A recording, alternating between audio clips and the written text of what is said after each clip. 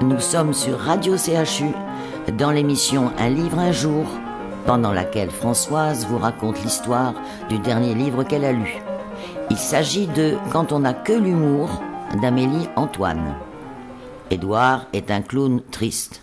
Clown, non, puisqu'il ne travaille pas dans un cirque, mais plutôt dans des cabarets, dans des salles de spectacle, toujours de plus en plus grandes. Si clown n'est pas le terme exact, je proposerais humoriste à la triste figure. Il avait raté sa vie de couple. Il s'était marié très jeune, dès qu'il avait été embauché dans une agence immobilière au Havre, et avait eu un petit garçon appelé Arthur. Mais malheureux dans son travail, alors qu'il ne cessait de faire rire son entourage, sa femme lui suggéra de faire carrière dans le comique. Il n'avait rien à perdre. Son premier casting fut le bon. La directrice artistique, devant sa longue figure et son silence, faillit perdre patience.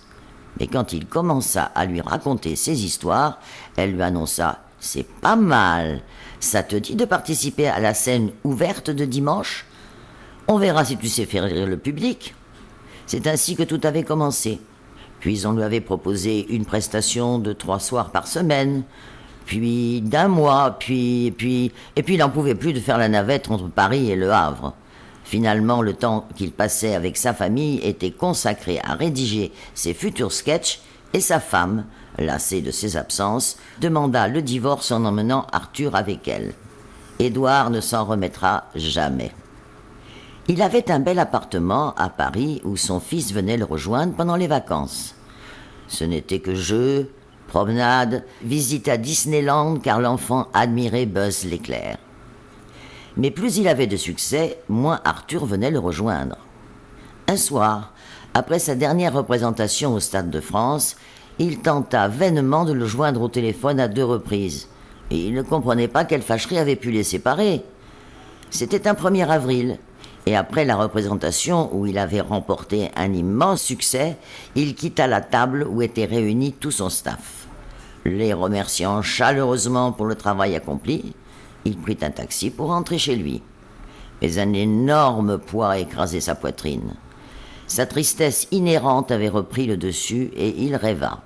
Souvenirs, souvenirs, une enfance triste, une famille triste, lui-même triste, portant un lourd secret. Alors il prit une poignée de comprimés et revécut sa jeunesse. Il était le fils de Lucien, ouvrier dans une raffinerie. Il avait un petit frère de 6 ans, son cadet, Jonathan.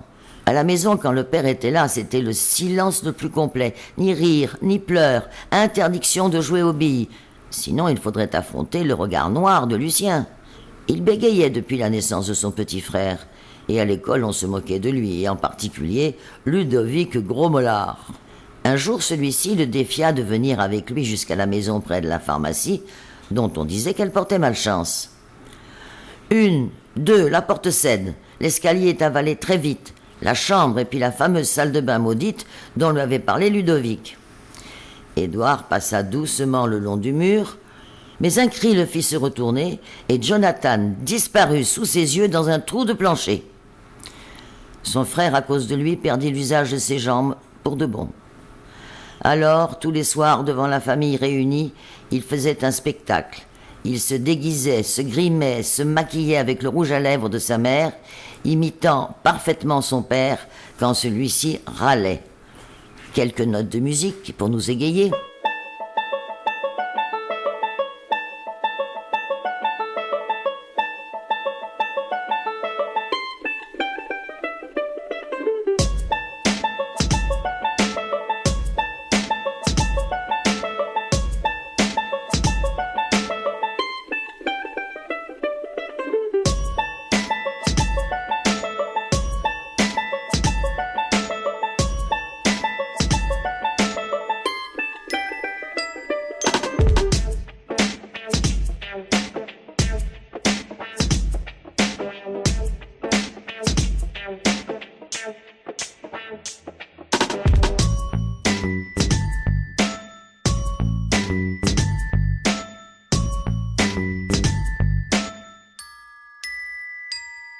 Il jouait aussi à Madame Rita, la concierge, avec un foulard sur la tête, obsédée par son balai.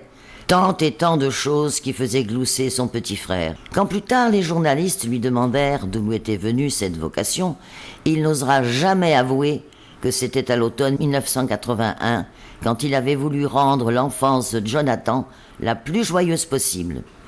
Revenu à la réalité, il prit un grand verre, le remplit de whisky, le but d'un trait, puis s'accoudant à la rambarde du balcon, il pensa « Ils ne me croiront jamais !» et enjamba. Et personne ne le crut. Ni son impresario, ni ses amis, et encore moins son fils Arthur, qui était persuadé que de nouveau il avait monté un énorme canular. Malgré les titres des journaux, Édouard a disparu, où se cache-t-il? Est-ce encore une de ses farces? Puis, ses obsèques auront lieu. Arthur s'installa dans l'appartement de son père momentanément et reçut une lettre datée du 1er avril. Là, Édouard racontait tout, sauf l'accident de son frère. Oui, le succès lui avait gonflé la tête. Oui, il avait voulu que son fils fasse aussi de la scène. Oui, il s'était trompé, et il lui remémorait des événements lointains et heureux. Seule une allusion au jeu de piste de son enfance intrigua Arthur, et il se mit à chercher aussitôt le premier indice. Dans une boîte de miel Pops, il trouva le numéro d'un certain Johan. Prévenu par téléphone, ils se retrouvèrent après les obsèques, et Johan lui parla des 10 années qu'ils avaient passées ensemble, Édouard et lui, au Clown Hospital. Vous savez, les clowns au nez rouge qui visitent les enfants malades. Ainsi, Arthur découvrit une facette de son père qui lui était inconnue. Au moment de se quitter, Johan donna une boîte en carton qu'Édouard avait chargé de lui remettre. Il y trouva une bouteille de savon pour faire des bulles, il s'en amusa. Mais au bout d'un moment, manquant de liquide, il se dirigea vers la cuisine et trouva, scotché sous le pied de la bouteille, un petit bout de papier. Rita, 12 allées des Capucines, Le Havre. Lorsqu'il s'y rendit, Rita, la concierge de l'immeuble de ses grands-parents, lui parla beaucoup de Lucien, ce grand-père qu'il n'avait jamais connu, et puis des difficultés d'élocution de son père. Papa bègue. Puis de l'accident de Jonathan et de la peine immense d'Édouard. Enfin, elle lui tendit une caisse de vin, du chasse-spleen, s'il vous plaît. Arthur en sortit un à un des objets et découvrit avec stupeur un petit bracelet de bébé en plastique bleu ciel. Arthur, 13 août 1993. Il avait gardé mon bracelet de naissance. Accroché à une étagère, il découvrit un autre papier, laurenceperez@gmail.com. L'idée que son père avait, avant de sauter du balcon, laissé ce jeu de piste lui sembla grotesque, mais il éclata en sanglots. La femme d'Édouard, Laurence, lui remit un petit carnet de moleskine noir. Au gré des pages, il retrouva des souvenirs des premières années du couple de ses parents, de ses farces et de ses bêtises à lui. C'est grâce à un code connu seulement du père et du fils qu'il déchiffra le nom de Gros Mollard. En allant à sa rencontre, il rencontra Ludovic, qui lui raconta l'accident de Jonathan et sa propre implication. Quelque temps plus tard, il reçut un tout petit paquet contenant 8 boîtes de tic-tac. En comptant les bonbons, il vit que leur nombre correspondait aux lettres de l'alphabet, et il prononça Jonathan, son oncle, enfin. Lorsqu'il se rendit chez lui, après les embrassades d'usage, celui-ci lui confia qu'il était allé écouter son frère le dernier soir au Stade de France. Rien ne pouvait lui laisser supposer qu'il le voyait pour la dernière fois. Et il lui remit un petit paquet, d'où il sortit des cailloux de toutes sortes, de toutes couleurs, dont un entouré de papier. Ceci est pour Jonathan. Oh, c'était son caillou fétiche, expliqua-t-il. Mais au fond du bocal, il y avait une enveloppe, à n'ouvrir que sur la scène de l'Olympia. Arthur y vit une nouvelle manœuvre de son père qui voulait tant qu'il lui succède sur scène. Finalement, sa compagne obtint l'autorisation de monter sur scène à l'Olympia après le spectacle.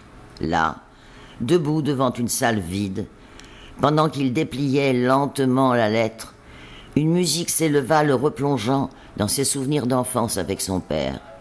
La dernière étape de la chasse au trésor était magistrale.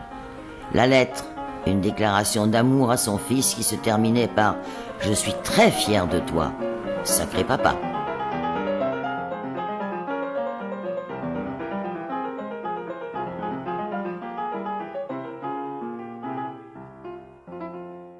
Radio CHU, c'est ta radio.